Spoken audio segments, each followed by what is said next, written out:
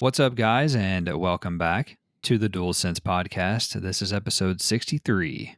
I'm one of your co-hosts, Jason, and I'm joined, as always, making his grand return by Ryan from Australia. No, just kidding, not this time. But although that's Travis's Zencaster username today, but Travis is back with us. He has returned from his bachelor party trip. Travis, how was your trip? It's good to have you back. Yeah, it's good to be back. It was awful. We walked in the woods, saw lots of trees and dirt and water, things that I can see anywhere. Mm. It was hot as balls. Also saw a rock, and I Oh. heard a squirrel but didn't see it. So, it Mm. would have been nice to have seen a squirrel. I was looking for bears. I thought maybe one would kill me and it put me out of my misery. Didn't see one of those either. So, pretty Yeah. unsuccessful weekend. So are we now firmly in the camp that believes that not only are pigeons created by the government, that pigeons are not real? Is squirrels now in that category as well, you think? No, definitely pigeons, though. I think Mm. squirrels they've moved too well to be created by the government. I think that they could accidentally make a bird. For sure. A drone that looks like a pigeon. I can buy that. I can buy that. Well, I'm doing okay. I don't have much to say this evening. I planted some nice flowers in the yard before recording, and some nice pretty white irises, and just doing old man things. And Mhm. now here I am, ready to record with you. So anyway, Travis, for the uninitiated or the noobs here to the podcast, you and I get together each and every week to discuss all of the news, rumors, new games, and much more in the world of PlayStation. We post new episodes every Monday on all of the podcast services around the world, including the one you're listening to right now. We also post our episodes on the YouTube at the DualSense Podcast, in addition to game streams and clips every now and then. Also, if you want to talk with us, you want to reach out to us, find us on Twitter at the DualSense Pod, and we love to engage with you there. We're very active and would love to hear from you. So, without further ado, let's jump right in because we have quite a bit to talk about this week. Here we go. Number one, PlayStation announced that they will finally be breaking their showcase silence in the very near future. A press release on the PlayStation blog from Sony Interactive Entertainment Senior Director of Content and Communications, Sid Schumann, read, quote, "You've been awfully patient, and we thank you for that. And now we're looking forward to showing you what we've been working on. Tune in next Thursday, September the 9th at 1 p.m. Pacific Time for a look into the future of PlayStation 5. The showcase will weigh in at around 40 minutes and include updates from PlayStation Studios and some of the industry's most imaginative developers." It's hard. That's a tough one for me. For games releasing this holiday and beyond.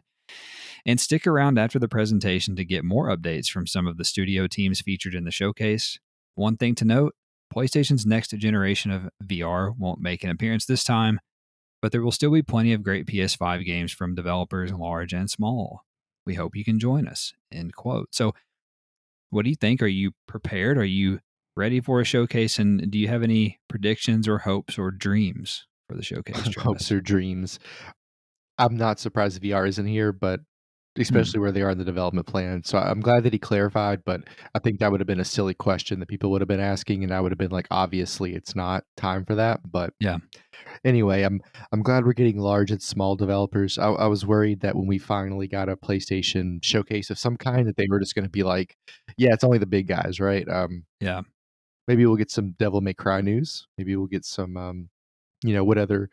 Maybe we'll get some Blue Box news. Who fucking knows? But hopes and dreams. It would be lovely to see God of War. I want to see what that looks like. How far along we are.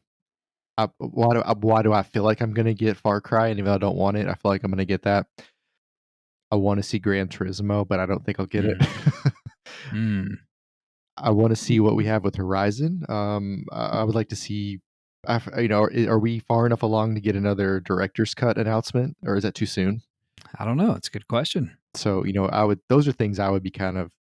I was being kind of facetious about Gran Turismo, but I fully expect Mm-hmm. something about God of War, Horizon, and Gran Turismo. I would like to see. If there's another director's cut, I really feel like. I know a couple of weeks ago I said like I think that's going to be a thing.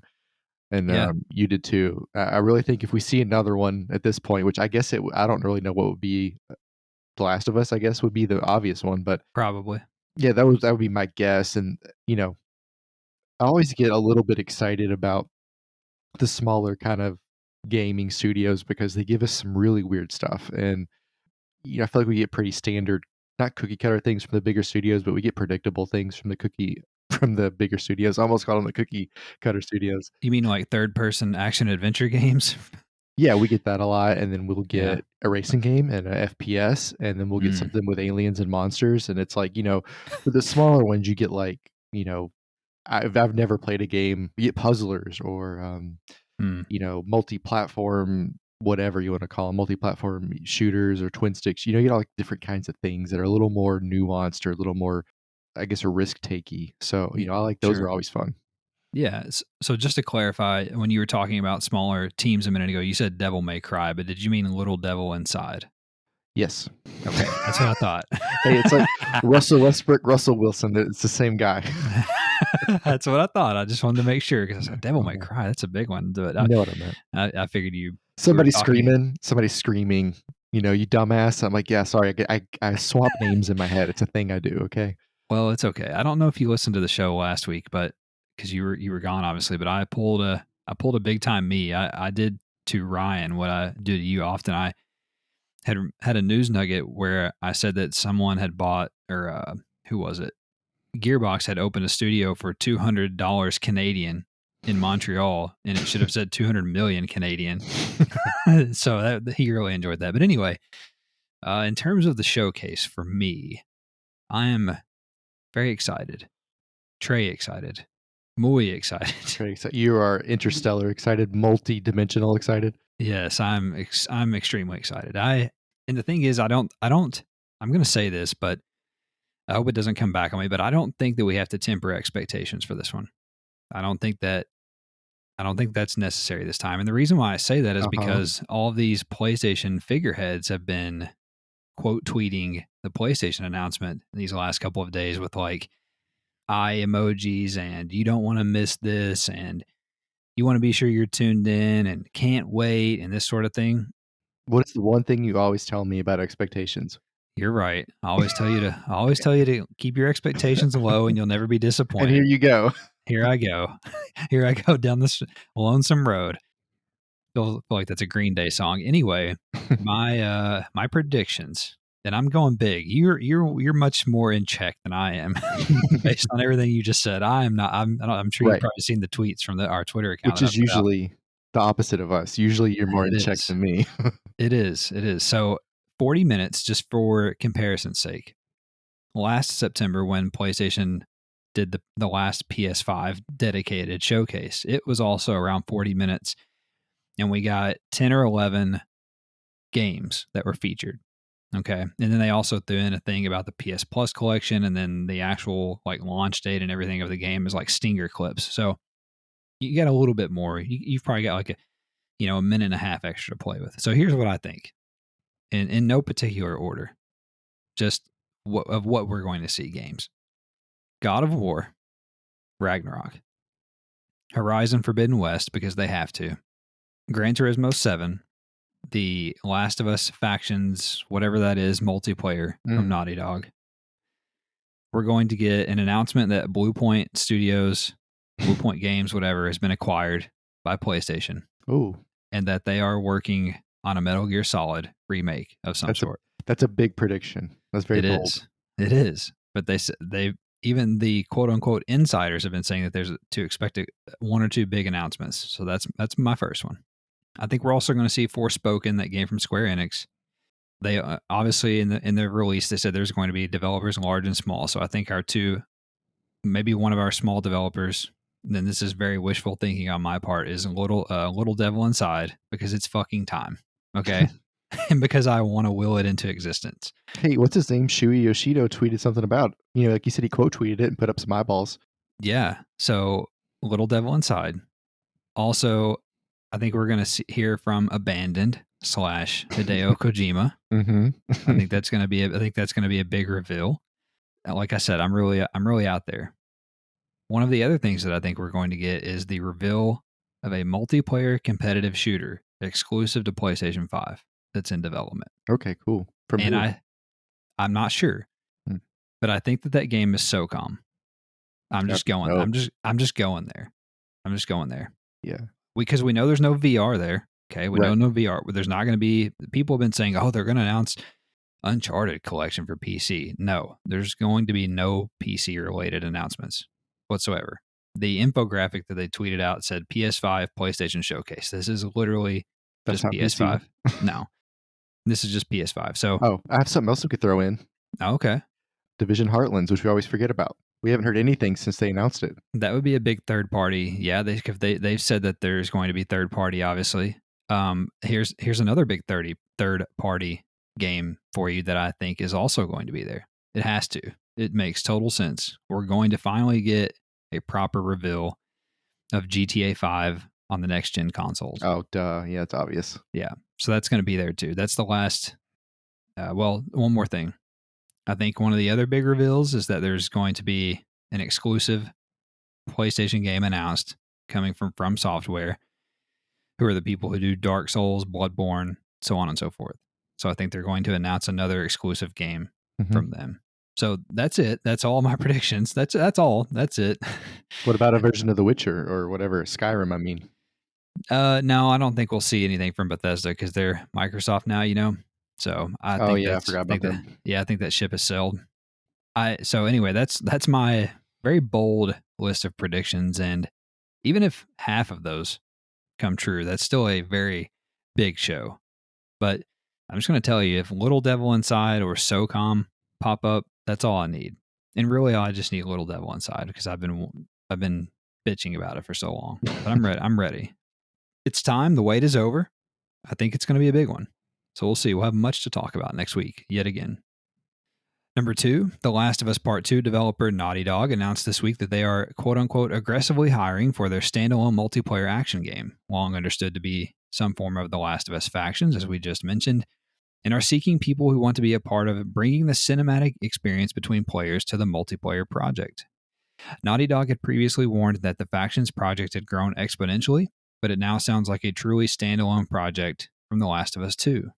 Single-player fans fear not, however, as later in the week, co-president Evan Wells told Game Informer that the studio will continue making The Last of Us and Uncharted single-player games in the future.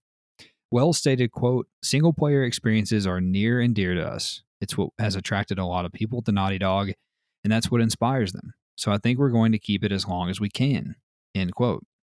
Fellow co-president Neil Druckmann said that the multiplayer project came with no pressure from PlayStation or Sony, stating, quote, "There has never been a mandate like, oh, this is where we see the winds shifting. Can you start making these kind of games instead?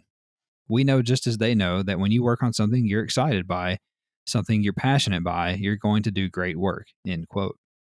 And finally, when asked whether Naughty Dog will create new IP or continue with old ones in the future, Wells responded, quote, "I think there's excitement to develop a new IP, but there's still a ton of love for Uncharted and The Last of Us. And I think you'll see both kinds of projects from us in the future," end quote. What do you think? Have they come out before directly and said, hey, we're still going to make an Uncharted in the future? No, Directly like this? no. That's really as far as I know, that's the first time that's been said Right. publicly. So when I read that, the first thing I read was we're going to get a third Last of Us and we're getting another Uncharted, but without Nathan Drake, I think would be the Mm, assumption to make. The mm. way I look at these multiplayer games coming from Naughty Dog is kind of like how, like, The Last of Us and Uncharted, those are Breaking Bad, and then these multiplayer games are Better Call Saul. They're in the same universe. They're still fun, but they're never going to be what the single player was. They're just not. That doesn't mean they can't be great and a lot of fun. There's just a different thing. Right. And you'll see callbacks to the single player games or the journey you had, the experience you had, which is cool and fun. It's kind of like the Ghost of Tsushima Legends stuff. Like, Mm-hmm. it's different than the single player game because you're playing with others. It's just naturally different. It's really just like playing it with your. It's like playing with very recent nostalgia, basically, to me. Yeah. So I think it's cool and has a lot of potential, and I don't see why you can't have both. Again, the thing that just I was really surprised to see him literally say Evan literally said, "We're gonna make another Last of Us and Uncharted in the future." Like, Yeah. that was very direct. Usually, they kind of beat around the bush. So I think that's what I took from all of that. Yeah. That's a really big takeaway because like we were talking about, to my knowledge, that's never been said publicly that hey, yeah, we're working on Uncharted or we're planning to work on Uncharted, really is what he's saying. But I think this also ties into things that we've talked about in the past months on here about how, we have this theory that all of these PlayStation first party teams are working on at least two and possibly three projects, right? Mhm. Right. So this lines up with that in the fact of, they're working on a Last of Us multiplayer game. That's one. Mhm. It sounds like they're in, the pre-planning stages on a new Uncharted title. That's two. And it sounds like they're in the same space on a new IP. That's Right. three.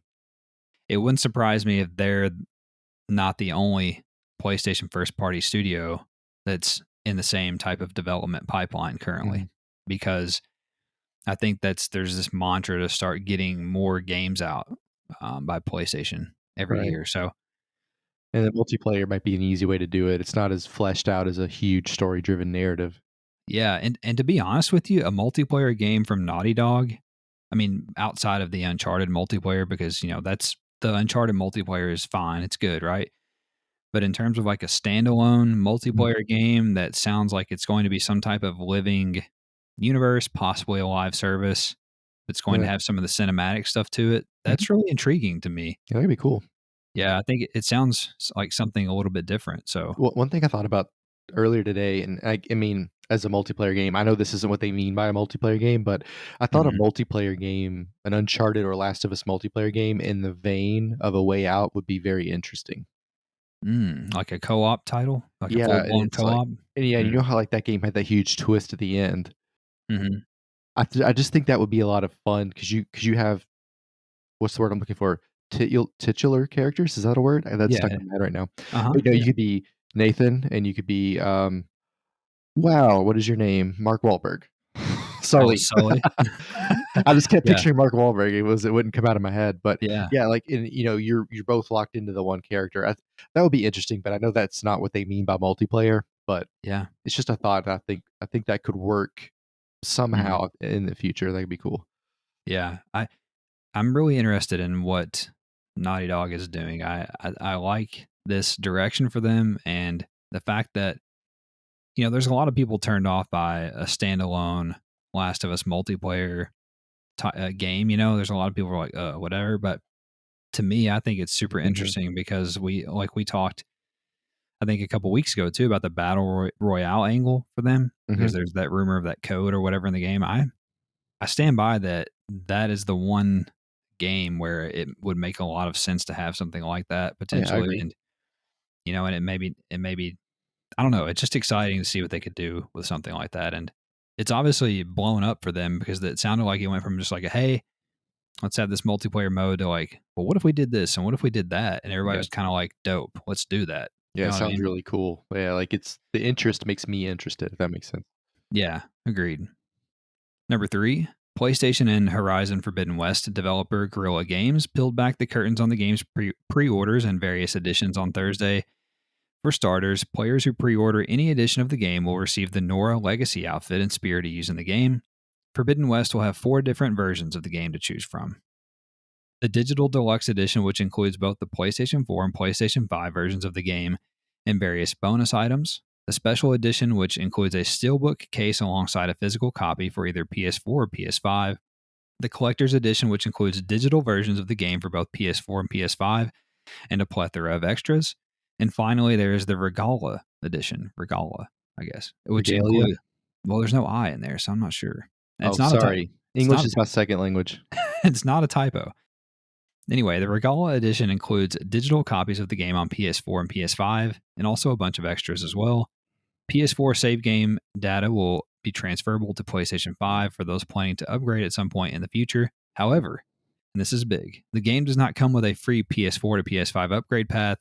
We also learned that the game will include a mini game called Strike, which sounds like something similar to The Witcher 3's Gwent game. The too long didn't read version is if you plan to play the game on PS4 but later switch to PS5, then you will need to either buy the game twice or spring for the more expensive digital deluxe, collectors, or regala editions of the game. And finally, it is worth noting that in September of 2020, following the PS5 reveal event, Sony stated on the PlayStation blog, Travis, that Spider-Man Miles Morales, Sackboy Big Adventure, and Horizon Forbidden West would all include free upgrades to PS5, both digitally and physically. Any thoughts? To start at the top, Mm-hmm. 4 editions seems like a lot, but I get it. Yeah. And I always, and you know this, I always make fun of people who pre-order stuff just for like in-game things. Like, Yeah. you're gonna kill me the same regardless of what your gun looks like or your spear looks like. And when I play games, I don't even pay attention to the skin after like 5 minutes. I see through it basically. So you can't get me to buy extra versions of a game or a more expensive version with things like that. But I love little things like I think still books are awesome. And like, Mm-hmm. if I bought if I bought like a $120 version and it came with the PS5 version and it had like a little action figure, like those are things that tie me in. Like whenever I see these like when Ghost of Tsushima sent out their little media packs and they open up the game and it came with a mask and it came with whatever, like I love Oh, shit yeah. like that. I love that shit. But I don't have any of that stuff, but I think it's cool. Like those are the things that make me buy more. So I see what they're doing. Yeah. I get it. I don't know how much that works for people anymore. Yeah. I don't have a problem with this free PS4 to PS5 upgrade path with it not existing in the sense that their job is to make money. They don't have to give you another version of the game for free. I've never had a problem with that. I get that it's nice as from a business standpoint, it's very good customer service to let you do that, I guess would be the way to put it. It's putting, the consumer above your product, but they don't have to do that. And if people are going to buy it, how can you say no? If people are going to buy it, it's just hard for a company to say no. Let's let it be free. You just People don't leave money on the table like that. It's just not how this works. It's kind of like there's a song I was listening to by Bad Flower, and the gist of the story is his best friend has a girlfriend. He cheats on her all the time. She decides to get back at him by having sex with the guy's best friend, and she shows up completely naked at his house, and he says, how can you pass up an opportunity like that when it's right in front of you? And I was like, that's how they are with money. Mm. It's like free money on the doorstep. They're not going to pass it up, right? If you have the right person in charge, they're not going to pass it up. It takes a different type of person to turn that down, and by different I mean like a person with morals that everybody says they have but most people don't, right? Yeah. Um, but that being said, the fact that on the blog before they said it would be free and it's not, that's fucked up. And that's where the issue is with me. That's where I Yeah. have a problem. Yeah. That's exactly my problem as well, because PlayStation is teetering, in my opinion, on the edge of a slippery slope, because they're making some, if we're being honest, and we've talked about them on the show before, they're making some questionable decisions in terms of PR, in terms of goodwill, good faith, Right. in terms of valuing your customer, that sort of thing. Now, to your point, is that PlayStation's problem? No. They're selling consoles faster than they can make them. They're making money hand over fist, and so is Microsoft with Xbox, okay? Right. So this is a commentary on capitalism, I guess, in general, although I have no problem with capitalism, but my issue is where I draw the line is when, and they've done this a couple times now, when they say something, they put it in writing, and then they go back on it, and Right. they do something different. It very clearly, and there's screenshots all over Twitter from the Washington Post, from the PlayStation blog, where Oh yeah. Where Jim Ryan clearly says, because it was when they announced that several of these games like Horizon were not going to be exclusive to PS5. He basically said, "Listen, don't worry. Okay, we didn't want to leave all these PS4 players behind, which, whatever, that's fine." Hmm. But so they say that, and they say, "But it's okay. We're going to offer a free upgrade path from PS4 to PS5 for these games." And in the same paragraph, he had just mentioned all those 3 games: Miles Morales, Sackboy, Horizon. Then a sentence later says we're going to offer a free upgrade path, and Mhm. then they haven't. They didn't, especially in particular with this game. They have not done Right. that. That's a problem. Mhm. I think people have a right, and in fairness, can be upset about that decision to do it this way, and it is very. I mean, it's just a money grab, like you said. I mean, they see an opportunity to make more money, and they're going to go after it, and Mhm. rightly or wrongly. But I do have a problem with it, and this is coming from someone who has a PlayStation 5 who it doesn't affect because I'm just going to buy the PS5 version, so I'm good. It doesn't affect me because I'm not going to get it on PS4 and then have to buy it again on PS5 or pay more money to have both versions. So it doesn't affect me, but I'm still upset for the millions of people Mhm. who it does affect, because it's bullshit to, like, you don't want a company that you are whatever, a supporter of, a consumer of, to boldface lie to you. Nobody wants that, Right. they Yeah. don't want it. Nobody wants it from a company they support. They don't want it from their wife or their Right. husband, whatever. So anyway, it's very shitty in my opinion, and I think people are rightfully so, calling them out today in public. And so anyway, I digress from that. In terms of the game itself, the pre-orders, like you said, 4 editions is outrageous. It's excessive. I don't know. I'm just going to buy the standard version. That's all. I'm good with that on PS5. I am going to wait until it goes gold before I pre-order. That's kind of my new thing.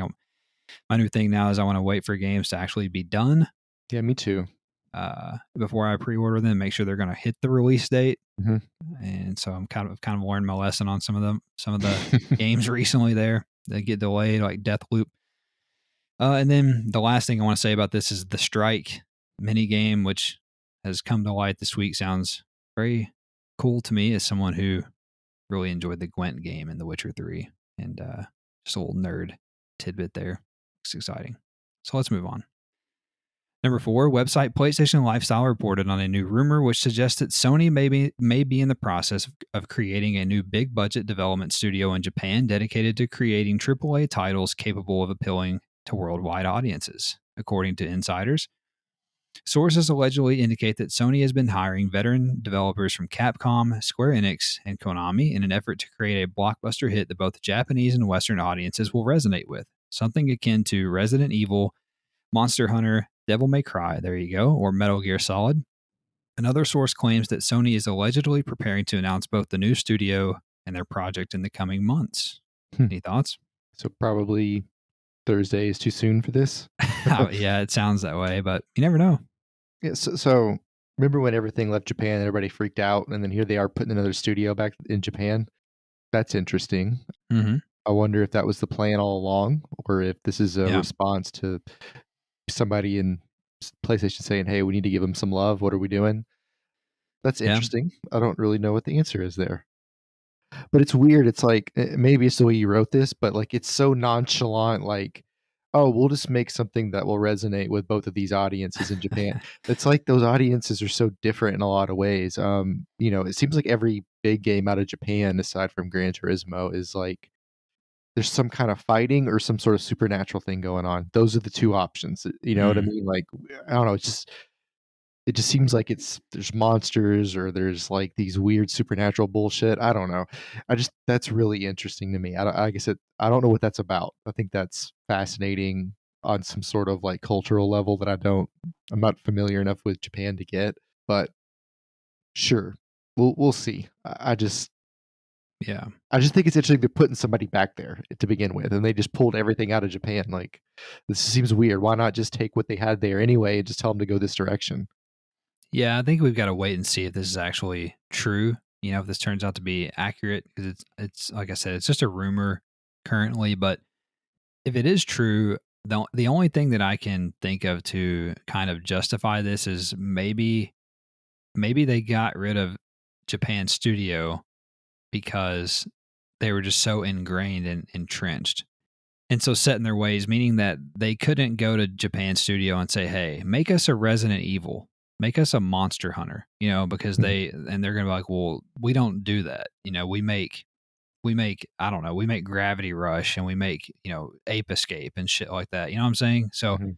maybe they just felt like listen, this is not the direction we want to go anyway. Let's just close this studio down, and then we can figure out something else where we can create a team that's going to make us what we actually want. And it Mhm. just, maybe they feel like, again, if it's true, maybe they felt like it would be easier to do that. And again, rightly or wrongly, and this is just speculation, but that, like you said, that's just business. I Mhm. don't know how else to say it, but like you said, I don't think that they would make games that would appeal to me per se. It sounds like they'd be more of a crossover, because I consider like Resident Evil, Monster Hunter, like those are series of games that they do have the crossover appeal. Like, people like them in the States, but people also really like them in Japan, more so than, like, again, like Gravity Rush, or like, I don't know, just pick a popular Japanese game series. You know what I'm saying? Like, I feel like there's more appeal to those types of games than something like that. So I think that's what they're going for. They're just trying to move a little bit further along the spectrum of Japanese style video games, I guess, in a way. Number 5, actor Norman Reedus, who plays protagonist Sam Porter Bridges in Death Stranding, may have let the cat out of the bag this week. During a recent Walking Dead roundtable, Reedus allegedly stated, quote, "I think we're doing a second Death Stranding. The game is in negotiations right now. So yay," end quote. According to IGN Brazil. There appears to be no video clips or concrete evidence of the quote, however, which has given many people doubt, but it is worth reporting nonetheless. So, not the best source, Travis, here for this, but if it's true, does it make sense to you? No, I don't like that he has 3 names as a character. He does have 3 names as a character. I don't know why we're doing Walking Dead roundtables at this point in time. Why is this a thing? Oh, it's the last season. Yeah, okay, God fucking bless. It's like 13 seasons. The worst thing about this whole thing is that last sentence. "So yay!" Exclamation point. Like, I Uh-huh. really have a hard time picturing Norman Reedus saying "So yay!" and look, like, come on, guys. Yeah. I saw something about this earlier in the week. I just don't know. Does Kojima really want to make a second one of those? Like, what else can he do in that world? I Yeah. feel like he would do something else at this point. I mean, we know he's making trailers, right?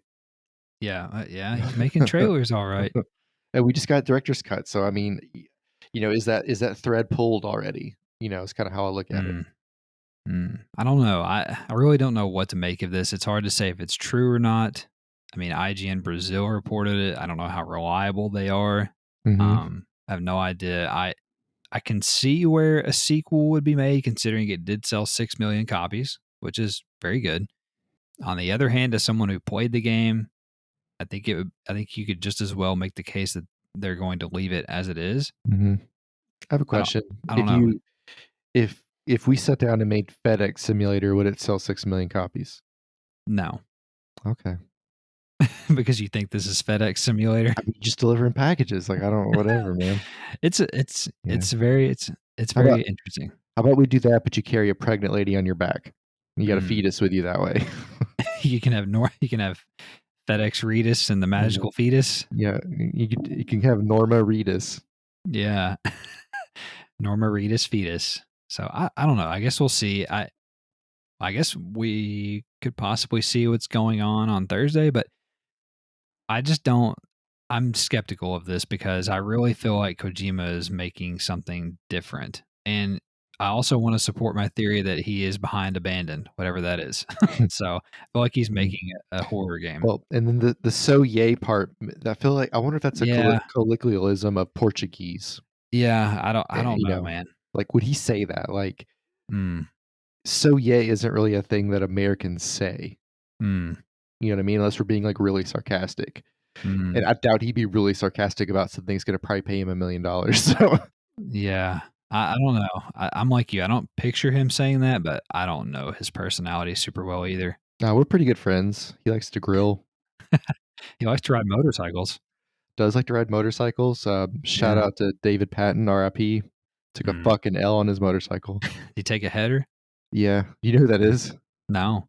He played for the Patriots. He won a couple Super Bowls, and he ran into the side of a fucking truck, That'll do it. so that'll do it. Mm. Number 6, Travis, BLUEBOX Game Studios woke back up this week to announce the creation of an FAQ for Abandoned. We Oh my learned god. that the game is we learned that the game is scheduled for a 2022 release and not 2021, as some had thought. Although a playable prologue with its own trophy list will be available soon, apparently. Blue Box also revealed that the entire teaser trailer is, in fact, already present in the abandoned real time experience app, hence the 5 GB file size. But the team trimmed it last minute due to the previously reported technical issues. Any thoughts? They trimmed it to 4 seconds. Fucking A, That's I a hell of a guess. trim, guys. That's not a trim. That's like an edit. Like, Yeah. ah, It's like scorching the earth. It's more than a trim. I have no idea what to make of any of this anymore. I can't. Uh, Have we? Yeah, we've had prologues with trophy lists before. 2K's done that, so you know fair. Yeah, that's that true. that's not anything that we haven't seen. I guess. Shit. I Yeah. mean, if the prologue's free, I'll try it out just because you kind of have to at this point. But Yeah. the creation of an FAQ, I don't think that really helps anything. Like I'm just so skeptical about everything in the world. Like you can just say whatever you want in the FAQ. Like, how do I know? I don't know. Yeah. So to your point, you hit on it. You made a great point. Okay. The only games that I'm aware of that have ever had a playable prologue with a separate trophy list, okay, there's two. You just reminded me of one. NBA 2K used to do this back in the day. You'd play the playable demo, whatever, and had like 8 trophies. The second game that I'm aware of that has done this is Metal Gear Solid Oh, here we go. Metal Gear Solid Ground Zeroes, Of course. made by none other than Hideo Kojima. So it's either Ronnie 2K or Hideo Kojima. I mean, that's what I'm. I'm Two not saying, stalwarts. but I'm not saying, but I'm saying. I mean, that's it. Like, it's okay. So to my point, I can hear you unrolling the tinfoil.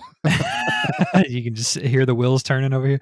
To my point, this is not. There's no fucking way. This is an indie studio. There's no way. No way. I love It's this not so an much. indie. There's no fucking way it's an indie studio. It's just not possible. They're not making a playable prologue with its own trophy list on PS5. Okay, with 10 people, with Pretty Boy Hassan, and with all these. They're just not doing that. No. I'm sorry. I'm not buying it. Blue Box. We're gonna find out on Thursday. I'm so excited because We're gonna find out. one of two things is happening with this. It's just a fucking amazing journey. Kojima did this beautiful thing that's going to live in video game lore long beyond our lives. Or number two, I get to look at the look on your face when none of it makes sense. I don't know, man. And the thing is I'm not gonna fucking play it because I'm not gonna play a horror game. I'm just here for the ride, like so. Like I have no investment in it, really. So I don't know, but I hope that when we record next week, if we were on video, I could walk in like Vince McMahon, with all the swag into the arena. But we'll see. But it's just tune in on Thursday. You guys will see that Jason's right. Number 7, Travis, we also have a bunch of news nuggets, per usual, and feel free to interrupt me here and join me wherever you see fit. First nugget, PlayStation announced September's PlayStation Plus games this week. Beginning on September the 7th, players can download co-op cooking game Overcooked, All You Can Eat on PlayStation 5, asymmetrical multiplayer shooter Predator Hunting Grounds on PlayStation 4, and also the highly regarded World of Assassination game Hitman 2 on PS4 as well. It's a decent little month. Yeah, I like those PS Plus games. Hitman 2 is great. If you haven't played, if you played 3 but not 2, you should definitely play 2. It's a lot of fun. Especially like the first mission. I think they're at like a racetrack and like there's a million ways to get that one done. It's a lot of fun. You can dress up as like a flamingo or something weird like that, or a dinosaur. Yeah. I think Predator would be a lot of fun if you have enough people online. I think it could be a lot of fun if you had enough people. I just don't know if it'll get there. And I really think Yeah. Overcooked is the hardest game of all of these. It just Have you ever looked played it? No, but I was watching gameplay and it looks so like there's just so much shit going on. It's like Yeah. I'm trying to cook, like they're trying to cook an omelet and there's shit on fire and there's like another kitchen. It's like it would overwhelm me, I feel like. Yeah. We're going to have to try and play it. I've played it with Jacob and it is very hectic, that's the point, but it's going to be free. I think we should try it. I think we should try it. I think we should stream it. Is that And, why it's called Overcooked? Because it's like too much going on? oh, absolutely. Absolutely. So I think we should play it. I think we should stream it. I think it would be great entertainment, especially for us. Can't imagine some of the things that you'll say. Next nugget, PlayStation also announced that a slate of Final Fantasy titles will be added to the PlayStation Now service every month between September and January, starting with Final Fantasy VII on September the 7th. The other titles include Final Fantasy VIII Remastered on October the 5th, Final Fantasy IX on November the 2nd, Final Fantasy X X2 HD Remaster on December the 7th, and Final Fantasy VII The Zodiac Age on January the 4th. How many fucking Final Fantasies are there? Yeah. So I think this was the PlayStation Now announcement this month because I didn't see any others announced that are coming to the service. So I That guess this sounds is like it. enough. Yeah, I guess that's it. Whatever, it's not for me. You guys enjoy it. Also, Bloomberg reported that tech company Toshiba makes a decent laptop is unlikely to meet demand for the power regulating chips in game consoles for another 12 months and possibly late into 2022, meaning that next gen consoles will likely remain hard to find on store shelves through next year. Good God. Dead Space developer EA Motive shared a first look at the development of the game's remake this week. The remake is obviously a stunning overhaul of the game graphically and will feature seamless gameplay with no loading screens. New additions also include enhanced dismemberment of necromorphs Travis, with the amount of visible body meat remaining indicating how much health they have left. Oh, nice. Also, the core story will remain unchanged from the original, but will be expanded to tell more about the quote unquote broader universe and characters. There's no way I'm going to play this game. No. I think you should try it. Nope. Maybe we'll see a trailer next Thursday, which will confirm how much I don't want to play it. Oh my god, it's one of the scariest games I've ever played. I definitely don't want to play it when meat's just you're just picking meat off the bones of the aliens or whatever the fuck.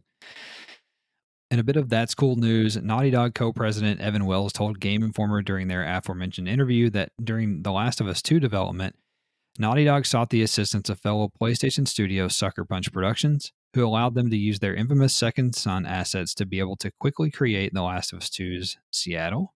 It gives you a little glimpse into it gives you a little glimpse into how PlayStation studios work with each other. I thought that they just laser scanned Seattle for that game. I mean, it looks like a shithole, so it's a difference. It's just a rainy shithole, huh? I'm sure Seattle's great, but that the Sonic's left for no reason. Next nugget, No Man's Sky developer Hello Games revealed their 17th free content update for the game on Wednesday. The latest update, titled Frontiers, introduces planetary settlements, including the ability for players to start their own, as well as role-playing mechanics such as settling disputes among NPCs, expanding settlements, becoming the settlement overseer, settlement defense, and more. In addition, hundreds of new base parts have been added to the game, as well as enhanced destruction effects, a new expedition season, space nebulas, additional save slots, and a new base building user interface. I just imagine settling an NPC dispute by shooting them both in the head. You might be. I'm sure you might be able to. Who knows? It's mine now. It's really incredible how much they've supported this game and really have this incredible redemption arc from when they launched 5 years ago to now, and they just keep adding these updates for free for anybody who owns it. And I got to be honest, No Man's Sky is one of the games that I keep on my PS5, and one of these days I'm going to go back and just start over because the game's radically different from years ago. So it's really awesome to see. I mean, they're really doing the Lord's work out there. They really are. They sure are. Good old Sean Murray. Also, NBA 2K22 developer Visual Concepts shared new gameplay details on the PlayStation blog this week. Players can expect quote-unquote big changes to the game's defensive systems, dribbling mechanics, post-play upgrades, a reworked shot meter and mechanics, tweaks to finishing and rim protection, and the addition of takeover perks in My Player exclusively on PlayStation 5. So if you go to PlayStation blog and search NBA 2K and pick a year, you'll see the same post. Please tell me you tried this as an experiment. I don't have to. I remember 19 and 20 saying the same thing, and then in 21 we got this whole reworked shot meter that nobody could play with. Takeover perks are a lot like these superstar perks on Madden that everybody hates. So that's interesting. I'm sure that won't be fucking frustrating at all. But it's just in My Player, so if I ever accidentally ended up with a game, I don't have to worry about it anyway. But true. We've been on tangents and soapboxes about this before.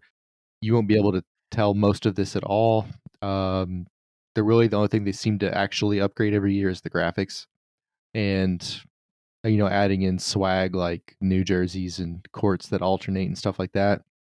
and they do a good job of making those things accurate, but you're still going to miss layups. I mean, they added some sort of badge this year that's supposed to make it easier for you to make layups when there's a guy near you. That's what it's like. It says something to that effect. It's like they're professional basketball players. Like they'll make the layup. That's not the issue. Right. When they don't make it is when they get a rebound and there's six guys punching them in the abs. Like that's when they don't make it. And you just watch a game and can see that. Now that might be hard to translate into a video game, but I don't think making a badge that gives you an attribute boost is the way to fix that. That's just going to make it like easily make it OP. Like every time they get an offensive rebound, it's a bucket. Like that's probably what it'll be. Yeah. I'm very much in a wait and see approach with this game. I am in the mood to play a basketball game. I wish EA would put out their fucking NBA game. I don't know if it'll ever come out again, but I don't know. I'm with you on the fact that we hear somewhat of the broken record every year about big changes and this and that, and then when people, like we've talked about, what'll happen is people will bitch about them in the first week and they'll just revert it all back. Right. They'll It's just because roll it back. the streamers like I have 10 million followers on Twitch. I can't be missing step back threes with Steph Curry because Yeah. I can't I can't play this game for 20 hours to relearn everything. I'm gonna lose Mhm. viewers, and then they just fix everything. You know Mm. that's irritating, but whatever.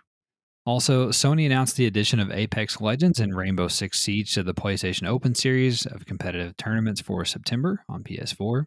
I'm surprised that Rainbow Six wasn't already there, but Yeah, me I too. like that they're both there. I like these open tournament games for these types of shooters and stuff. I think they're fun. Yeah, Sony and PlayStation are really leaning heavily into the esports realm. Be interesting to see what they're going for here with this stuff. Firaxis Games shared the first glimpse at gameplay for their upcoming tactical RPG, Marvel's Midnight Suns, Travis. Notably, the game ditches the typical XCOM style gameplay for a card based ability style of gameplay. It's interesting. I mean, you're more into XCOM style games than I am. Yeah. We played them before. I don't mind. I like the strategy of XCOM games, but I hate waiting turns. It's just I hate it. I hate waiting turns so much. But this, when I saw the card-based games, I was immediately turned off.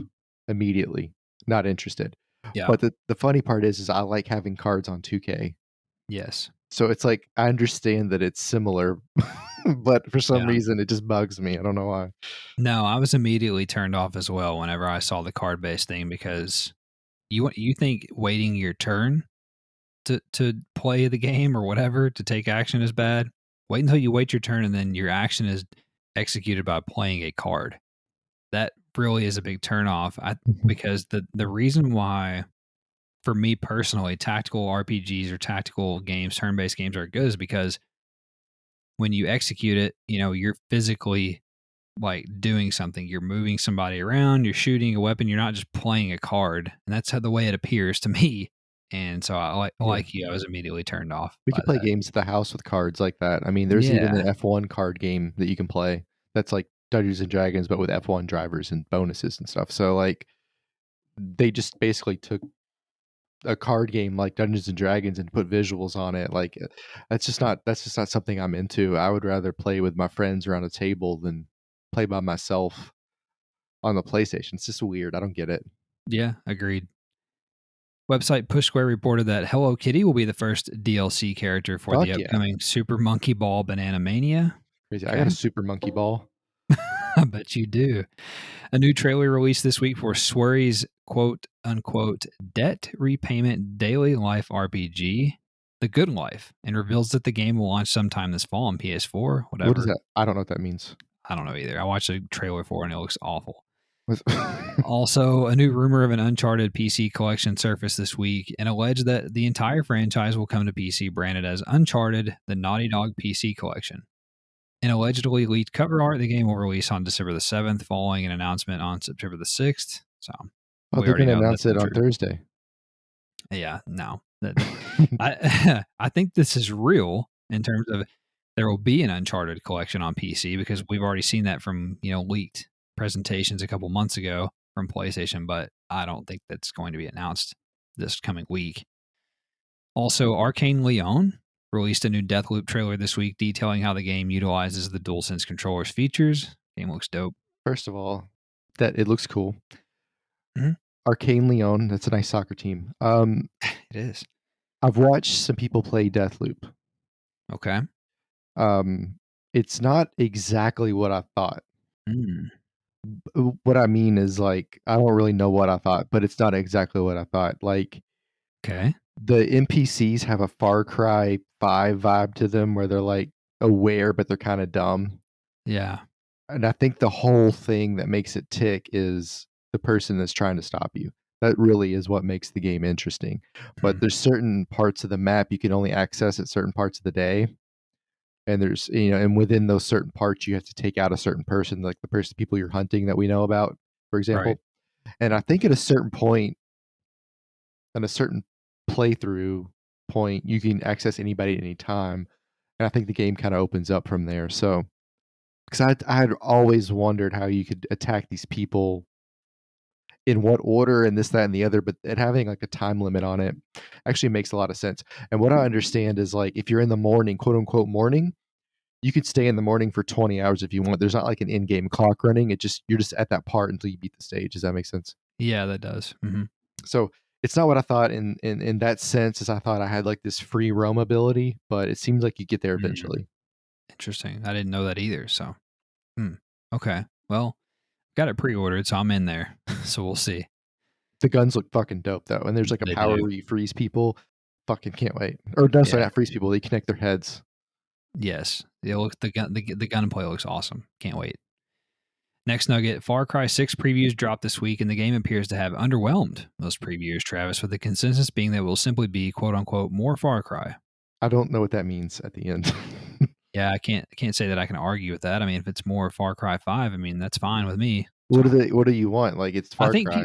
I think there was some sort of expectation that they were going to, because because it's next gen and because they've got Giancarlo Esposito, that they were going to go a different direction. Like take a step somewhere else. I don't know.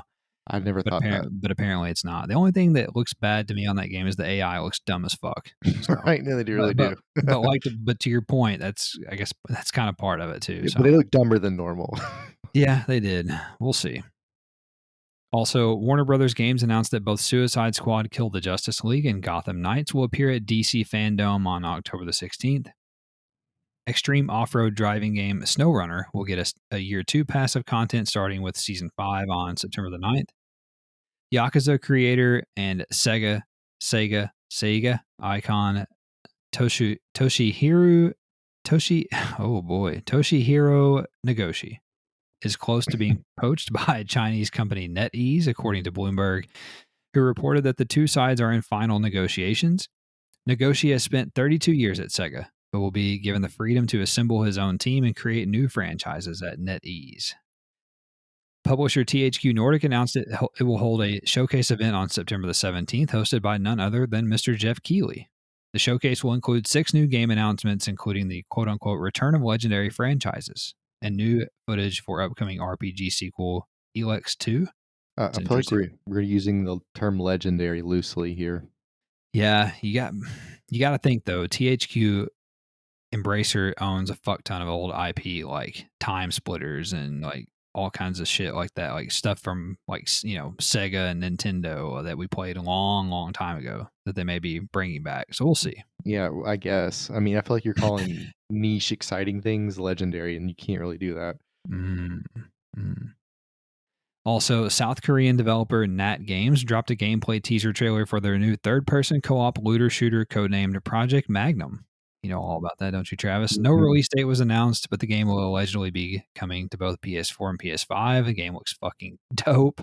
The cool thing I learned about that game was mechanical monsters, mechanical aliens do not scare me. It's fleshy aliens that scare me because there's like some face hugger thing that jumped out that was mechanical, and I was like, yeah, fuck that thing up.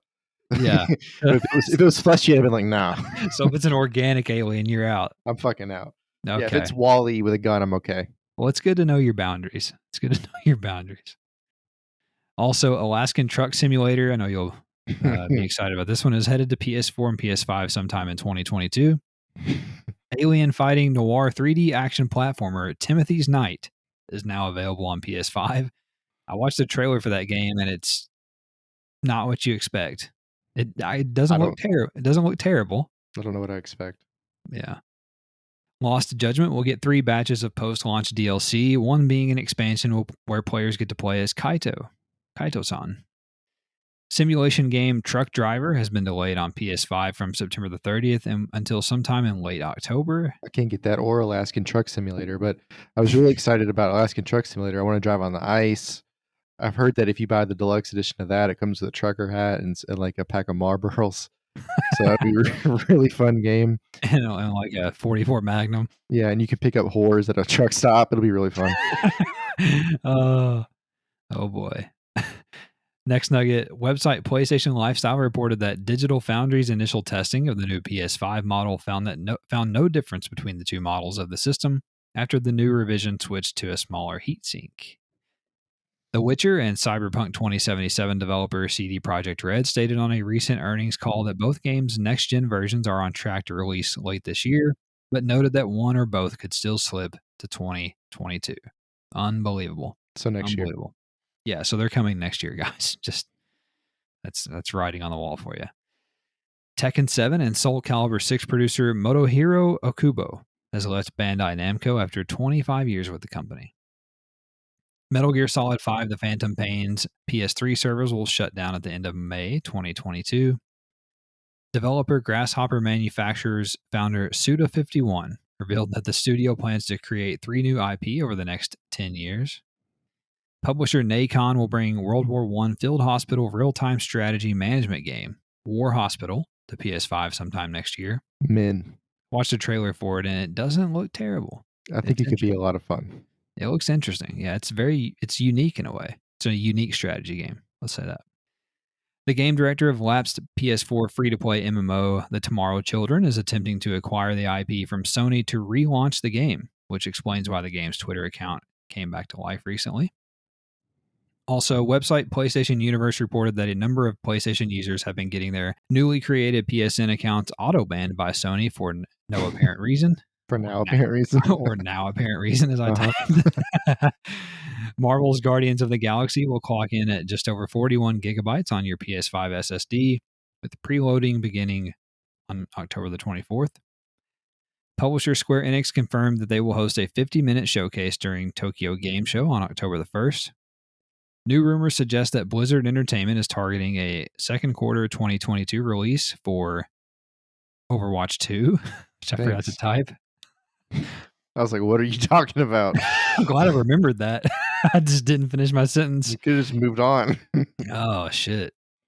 Also, the Call of Duty Vanguard open beta is set for September the 16th through the 20th. PlayStation players who pre-order will get to play early on September the 10th through the 13th. Whatever. Industry insiders Jeff Grubb and our favorite Tom Henderson revealed that the Battlefield 2042 beta will take place starting on September the 22nd, and presumably earlier for those who pre-order, I would believe. Website Gamatsu reported that arcade beat-em-up game Fallen City Brawl will come to PS4 and PS5 sometime in 2022. Third-person rail shooter Xenocider will launch on PS4 and PS5 in 2022. Developer Something We Made will release Toem, a photo adventure on PS5 on September the 17th. Exploration adventure game Grow, Song of the Evertree will launch on PS4 on November the 16th. Fast-paced cyberpunk action platformer Aeon Drive will launch on PS4 and PS5 on September the 30th. Sky City Builder Airborne Kingdom will release on PS4 and PS5 on November the 9th. Sounds like the Jetsons. It does. It's basically what it sounds like. It's like SimCity in the middle of the sky. Team-based action game Spine was announced for PS5, but no release date was given. What do you do in that? What is that? It's a cinematic trailer, which is your favorite, but it looks like Fall Guys. No, looks like a mix of Rainbow Six Siege and something more fast-paced than that. Your sleep. Let me get you woke. Single-player first-person shooter Severed Steel will release on PS4 and PS5 sometime later this year. Severed Balls of Steel. Demon Gaze Extra will come west, Travis, for PlayStation 4 on December the 9th. Sometimes my wife has that once a month. She has that extra Demon Gaze? Yeah, mine too. Action-adventure game Aztec Forgotten Gods has been delayed from a fall release to the first quarter of 2022. Publisher Atari announced Centipede Recharged for PS4 and PS5, and it will launch on September the 29th.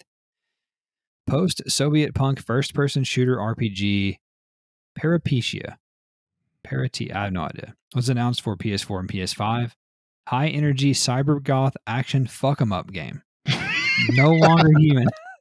No Longer Human was announced to be coming to consoles sometime in 2022. Is that what it's called, or did you write that? No, that's what they wrote in the release. But they replaced the U with the V so they could do a press release. It literally said high energy cybergoth action fuck 'em up game. Great. That's great. They got my attention. Looks weird as fuck. Also, post-apocalyptic real-time tactical action game Dustwind: The Last Resort will release on PS4 and PS5 on September the 15th. Crafting survival virtual reality game Song in the Smoke, which could also be a college party, will launch on PSVR on September the 18th. It's also a song from the 70s. Dustwind wrote that in the 70s. Real-time strategy game Iron Harvest Complete Edition, which looks cool, will come to PS5 on October the 26th. eFootball 2022, Konami's PES successor, will launch on PS4 and PS5 as a free-to-play title on September the 30th, beating FIFA to the market by one whole day. Are you going to try it? I mean, it's free. I guess, since it's free. I'm not going to like it. But yeah, the buttons are different. I forget what exactly is different, and the players don't move as normally either, from what I remember. But I mean, this is a new game. This might be different now. No, you're right. You're right.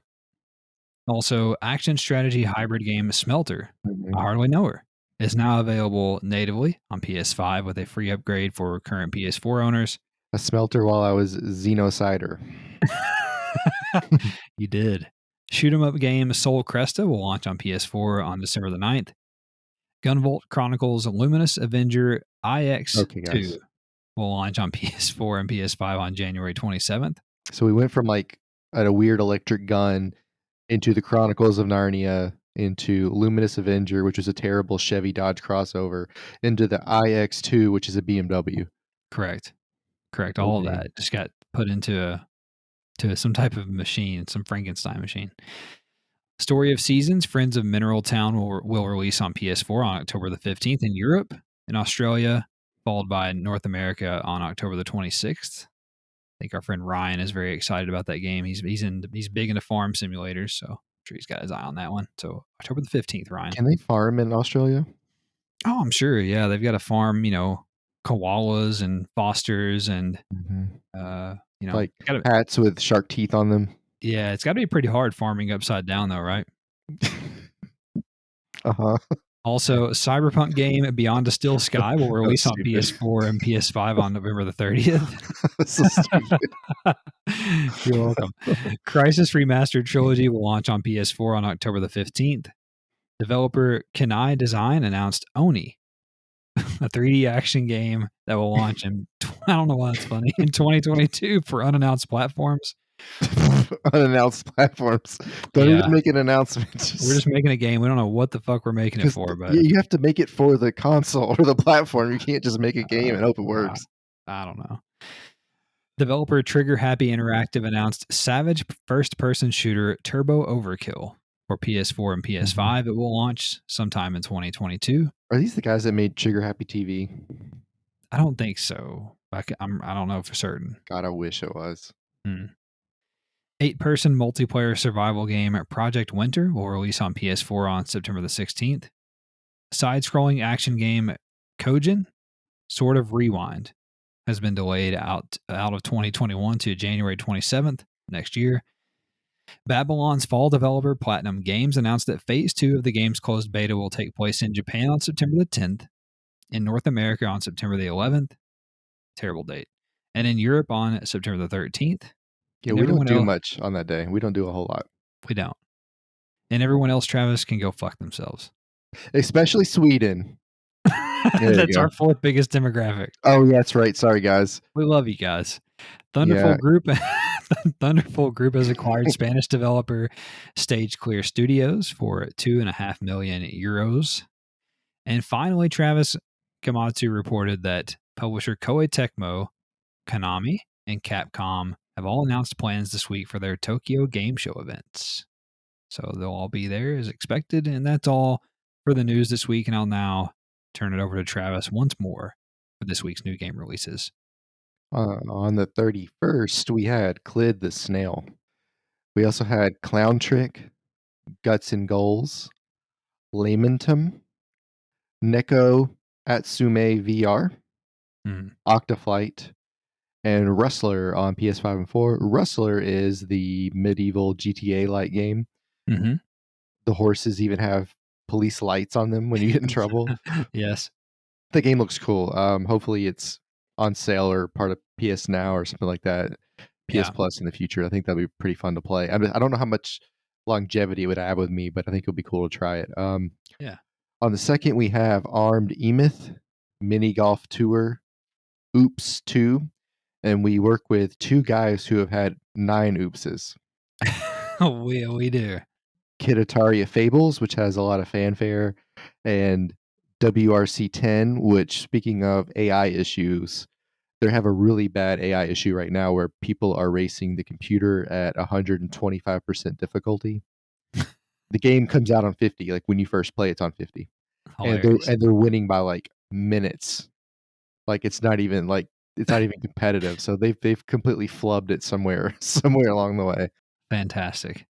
And then coming out on the 3rd, we have Big Rumble Boxing Creed Champions, Golf Club Wasteland, the aforementioned Smelter, Sin Slayers, aka Jesus, the last show of Mr. Shardish.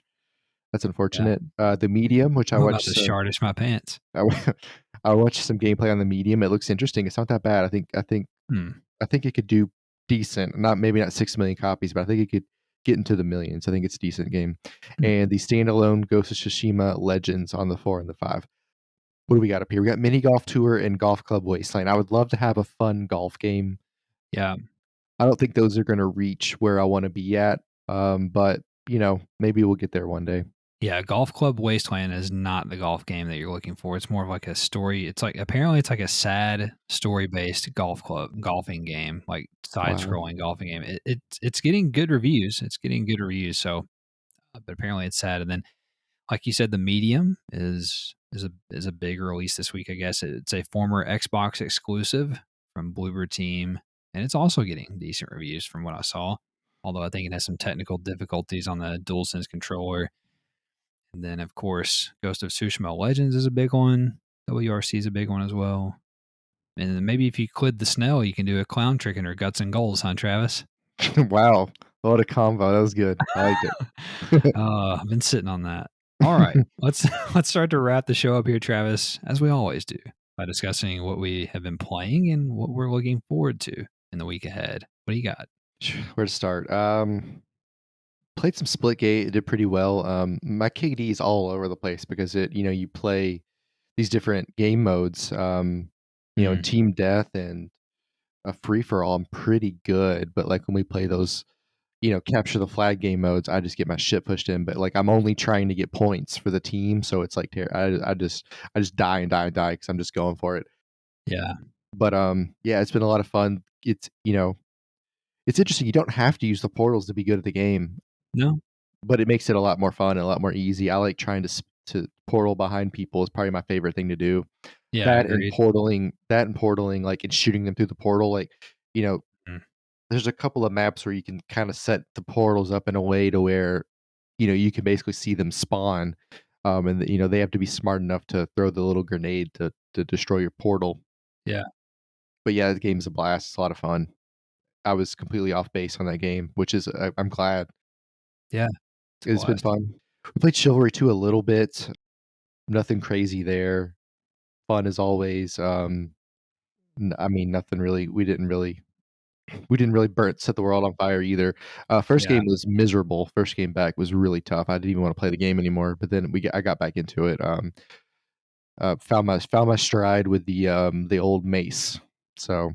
Oh yeah. When in doubt, get the hammer or the mace out. Yep. Did a little bit of FIFA, just cruising through my season with Stevenage and my first year in the Premier League. Teams are a lot better in the Premier League. I know that's a shock. And of course, I've qualified for all these tournaments because I was just kicking so much ass in the championship league. So like, there's games that get stacked, and like, I can't play my. I need to play my twos in the midweek so I can play my ones in the Premier League so I can like not get relegated. But the way the cups fall, I want to win the cups because you get more money, and like Hmm. I'm having to play my twos against Leicester City, and like it takes everything to have to get 1 point. It's like it's so hard. It's like God, Yeah. my backups are so bad. And then when I play the starters, I'll win like 3-1 or 2-0 or something like that. So, but anyway, it's that it's still fun for what it is.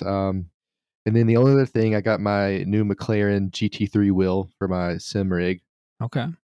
and it is lovely. Yeah, I've heard lots of people say like you don't need better equipment to be a better driver, and they're correct, but it doesn't hurt. It's kind of like saying you don't have to be 6'4" to be in the NBA, but it helps. Sure. I mean, it's weird. It's not a round rim like the round rim I have, which is like a normal rim that you have in your own car. That's really good for rally cars, and if you did NASCAR, I think it would be really good. But for some reason, the cars I race all the time on GT Sport, and then the cars I would want to race on iRacing use a GT3 rim, which basically they cut off the top and bottom hemispheres of your wheel, so you only have the sides. You basically have, from 2 to 4 and 7 to 9. Or 7 to 10, whatever that would be. You get the idea. That's what you have. 8 to 10. That's what Yeah. you have on the wheel.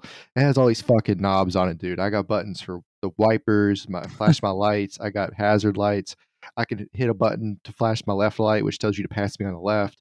I've got That's brake awesome. bias, fuel mix. I can hit if I had F1, I have all kinds of buttons where I can like, call the guy in, change my tires with this button, change my setup with this button, change my differential.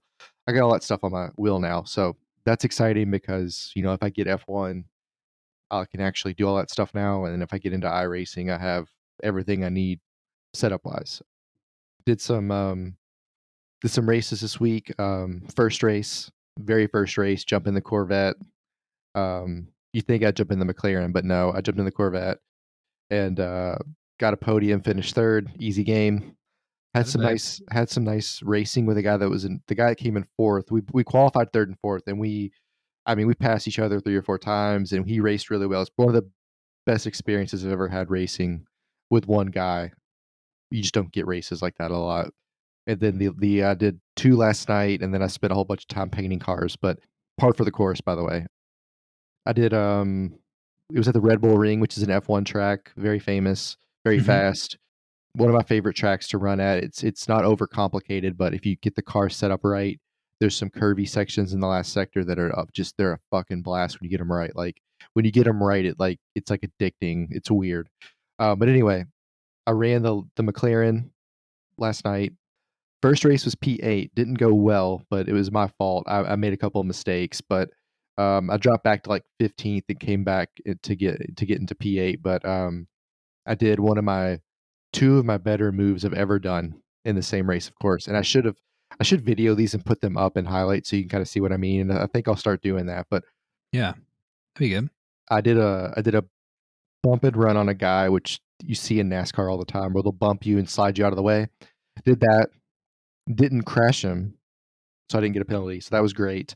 I also did one of my better moves. So there's a long right-hander that goes into on the Red Bull Ring that goes into a left, a long left, and then a sharp left into a tight right. Okay. Okay. So we're going into the first right-hander, which is a downhill, and it's like it's really sharp, and then it opens wide. So it's like really hard, and then it kind of floats out. So it's not as you can kind of roll off the speed that way. Hmm. I got a huge run coming out of the hairpin, and he's not blocking, which is stupid because it's like the second to last lap. I pulled to the inside to pass him. I realize as I'm doing this that I'm going to have to brake later than him. I know that I can't outbrake him because of the angle I'm going into the turn. It's impossible to make that turn at that speed. So what I do is I brake as hard as I can without locking up, which means I shoot deep into the turn, which does two things. One, it allows him to do the cutback so he can cut back to my inside. But also it sets me up to where if I get a really good run and really good bite out of the turn, not only am I going to carry more speed into the next turn, which is an advantage for me, I'm going to be set up on the inside for the next two left-handers, which means he cannot physically, there's no way he can keep up with me. So as I'm coming out of the turn, I roll on the throttle and I pin it, and it's like I'm dead on it. Like I'm on the rumble strip, but I'm like I'm where I need to be. He cannot. We're racing side by side, but as we go into the double left, he can't. Like there's nothing he can do to stay Yeah, he beside can't me. overtake you. Yeah. So I pull ahead of him by like half a second, and going into the last lap, I guess he got mad at me. I saw him coming and moved out of the way, but he tried to ram me off of the turn. Like I saw him come into the mirror, and I just moved over to the right at the last second. He just went straight into the wall. I don't know why he got mad. Like I didn't do anything illegal. I just set him up. Like, like Right, right. sorry, dude. And then the last game, the last race I did, I was in P2 actually, qualified third. I was in P2, and I was sitting pretty where I wanted to be, where I needed to be. I don't really, I still don't really know what I did, but I managed to get loose off of a turn and I corrected it. And then I got back on the gas too soon and it just went dead left. And Oh, no. I just hit the fucking wall hard and it like spun the wheel in my hand and everything. My wrist is sore. Like it was awful. That's how you did it. Yeah. I mean, it was bad. Like I should have took my hand off the wheel, but like I was just thinking like, I'm going to save it. And then it was like, no, you're not. Just fought you. So that race was bad, but I ended up finishing. I finished like 6th or 7th. I ended up coming back because some other guys, if you just stay patient and stay out of trouble, they'll kind of sort themselves out in a way. So Yeah. they took care of themselves. So I didn't really work to pass anybody, but I made my way back up. But yeah, they had Gran Turismo's done a good job the last couple of weeks of putting out combinations and tracks. Hopefully next week's the same, but we'll see. Yeah, well, I'm glad you're enjoying your new wheel. I'm surprised that you haven't bit on F1 yet. It's on sale a little bit. Maybe not enough for you, though, but maybe you'll have something to be excited about after Thursday. I really think you will. I think you will. I'll never believe it. Well, on my end, as you mentioned, we played Splitgate. Don't have much more to say than you did already, other than I am enjoying it a lot. And like you said, after talking shit about it, it turned out to be a very good, very good game, very fun Yeah, game, one of my and favorite games so far. I know, and a very free game. So you can't complain too much about that. Although I did buy the battle pass, but I wanted to show Sell some out. love. Yeah, I know. I wanted to show some love. It's a good game, great game. Also played Chivalry 2, and I played pretty good on Chivalry this week. I'm not gonna lie, I was doing well and having fun with it. It's still my game of the year to this point. Nothing has dethroned it yet, so we'll see. But it's still up there, number one for me. And then also played the Hell Let Loose beta, which is the World War II FPS Mhm. realistic tactical shooter, Yeah, I multiplayer tried to shooter. play that as well. Yeah, and I want you to play it some more with me. It sounds like they are going to have a patch early next week. They have extended the beta twice now. They extended it by a week this past week because they are having server and high ping issues that they've been working on. So they extended the beta and then they extended it again one more week because they have a patch ready to go, but it's not going to pass certification and approval over the weekend. So anyway, I am very taken by this game. Like when I don't know what to play or whatever, if I have some downtime, like I find myself playing Hell Let Loose. Took a half day at work the other day, came home, ended up playing Hell Let Loose for a couple hours. And there's not nearly, I mean, not even close as much action, I guess. And like it's not Call of Duty, it's not Battlefield, it's not At that. all. Yeah, No, it's that's not not that. It's it's a what I PC said. game. Yeah, I mean, it's a PC game. It's tactical. You really want to hope that you get in a squad with people who are taking it seriously, at least moderately seriously. It helps when there's people that are, willing communicators. It helps when you have people who are your officers or commanders who are taking it seriously. And I really like it, man. I don't know what it is about it. I love the gunplay on it. The sound is incredible. Mhm. The graphics are pretty good, and then like it's just the little things like when I get pinned down by a machine gunner, Yeah, it is cool. like you're suppressed. It's not like Battlefield where you're suppressed a little bit. Like when you're suppressed, you're suppressed. You Like don't know where the fuck it's coming you from. don't know where it's coming from.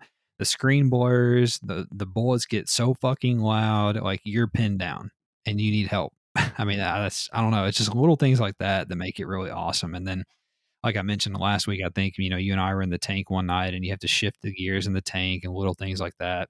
We had a good time in the tank until we got killed. Yeah. I said I haven't killed somebody, but we did shoot at 2 people in the tank, and we might have gotten them. I have no idea. Yeah, you don't know. That's the other thing is like there's no like kill feed, there's no hit markers. Like you have to visually see that somebody goes down. Mhm, And I think that's awesome.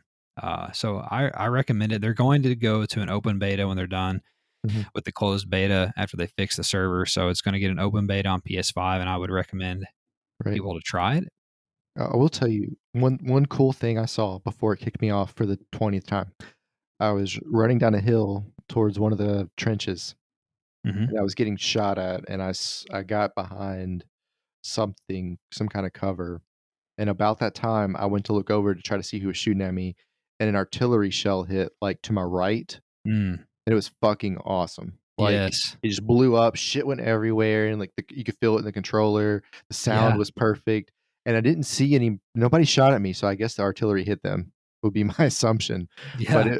the little I've played it's not it's fun, but, like, I immediately get kicked, or I go to Yeah. change my class, and it kicks me, or it won't let me join you in the party, and it's frustrating because like, Hmm. this is a game that I've seen on PC for at least a year or 2, and I've watched people play it on PC. I've watched gameplay of it on PC, and it looks cool, it looks fun, and, like, watching them coordinate the attack and different things. I think I watched Jack Frags play it a few times. Yeah. It looks fun. I'm glad it's on console. I just wish it would work, and, with that being said, they have been very open about what the issues are, which is nice. So I'm glad. I think by the time we get to the alpha phase, it'll be I mean, the open beta phase, it'll be fine. Yeah. I think I'm in for it. Like, I don't know how much it costs. I guess I could look it up on Steam because it's out of early access there, but I think I'm going to get it. It sounds like they're going to launch it late this year, maybe early next year. So I think I'm going to do it. I really enjoy it a lot more than I thought I would. So it's weird that I'm enjoying all these multiplayer games this year, or like some of the games that I'm enjoying the most. Anyway, It's because 'cause you're getting older and you need people. probably. Speaking of, I also played a free to play battle royale game that launched this week. Came out during Gamescom, I guess, actually last week, and it's called Super Animal Royale. Mhm. It is a animated, whatever, cartoon looking, top down twin stick shooter battle royale where you play as different animals or the characters, Okay. and but you still have guns. You have like AK-47s and everything, grenades and everything. It's awesome. It's really charming. It's really cool. It's free. It's only like 500 megabytes on PS5. God. And yeah, and you can play singles, duos, squads, whatever. It's really cool. I don't know. It's just something different. It's not just like, oh, here's another FPS battle royale. You know, it's a top-down twin stick shooter thing, and it's really cool. So I enjoyed that. And then the last thing, I played a little bit more Hades, and still can't get past the second boss on that game. I'll get there eventually, I guess. I did unlock a new weapon, which is a shield, which looks pretty cool. So I'm interested to try that out. But that's really it. It's a good little busy week for me. And then obviously the big thing looking forward to in the week ahead is the big PlayStation showcase. Mhm. Hoping for some good shit. So we'll see. We'll have a lot to talk to you guys about next week again as well. But if you all enjoyed this show, don't forget to subscribe so that you never miss an episode. And you can do that on your podcast service or the YouTube. Also, again, please find us on Twitter and talk with us. We'd love to hear from you guys. Love talking PlayStation. And also, of course, don't forget to rate, review, share all that all those good things that are very important. And particularly sharing. Sharing is caring, as they say. So we'll get out of here. You guys have a great week. Take care. Stay safe. We'll talk at you next time. Bye bye.